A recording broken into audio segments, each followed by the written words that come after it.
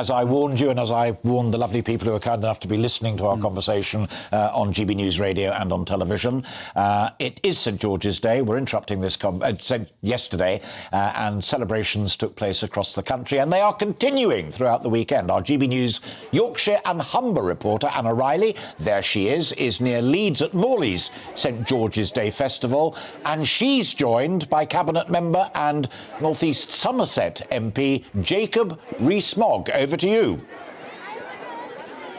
Good afternoon, Alistair. Yes, it's been a fantastic turnout. There's been thousands here in Morley celebrating St George's Day. The streets have been lined. We've had bands, we've had cadets, and we've even had St George on a horse himself.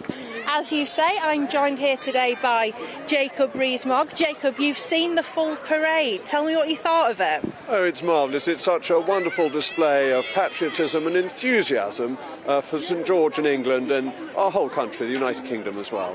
And it's been the first time that they can celebrate this because of COVID rules. What's it like seeing everyone together and getting back to normal again? Well, it's just wonderful to be back to normal. I'm sorry I haven't got my children with me because I see bouncy castles in the distance and they would love to be doing those things that they haven't been able to do for the last couple of years. So parades, life returning to normal is really excellent. Definitely, and on returning to normal, we've seen that you've been putting some notes in your civil servants' offices encouraging them to come back from working from home. Tell me a little bit about that. Well, there's certainly a place for working from home. It works in some instances, but I know that people are having difficulties getting government services, that getting driving licences from DVLA, there's a delay with some passports. We need people whose jobs are dependent on being in the office, back in the office, that the rest of the country is getting back to normal, and I'm encouraging the civil service to do the same. And you've also been speaking about the bonfire of the Quangos. Tell me a bit about that and what policies you want putting in place there. Oh, well, what I've asked is that people should work out whether the Quango is really necessary. Does it do something that is actually needed? Should it be within government itself? Because you want democratic accountability for what the government does. When it's done by a minister, it can be held to account in Parliament by MPs. That's how our democracy flourishes. When it's done by an arm's-length body, a Quango, there can be less accountability. So it's trying to get that balance right and trying to stop duplication. And how successful do you think that'll be? Well, it's a start. I mean, I think many politicians in the past, and no doubt many in future, will try and do this. But there is a natural tendency for government to grow. And if you try and push back, at least you stop it growing more. I'm always reminded that Lord Palmerston said in the middle of the 19th century that we would surely eventually run out of things to legislate on. We still haven't, heading towards 200 years later, but that's why you need to make the effort to keep things under control. And something that people are still talking about now, Partygate, Boris Johnson's fine, people losing faith in him. Do you still think he is the right man to be running this country? Oh, absolutely, and I don't think people are losing faith in him. I mean, the socialists don't like him, of course they don't, but that's their job. And you had Keir Starmer drinking a beer, and you've had Mrs Sturgeon, old Mona Lott, not wearing her mask when she thought everybody else should, and the police didn't mind about either of those, but the Prime Minister has paid his fine. And what about more to come out potentially about him as well, other parties?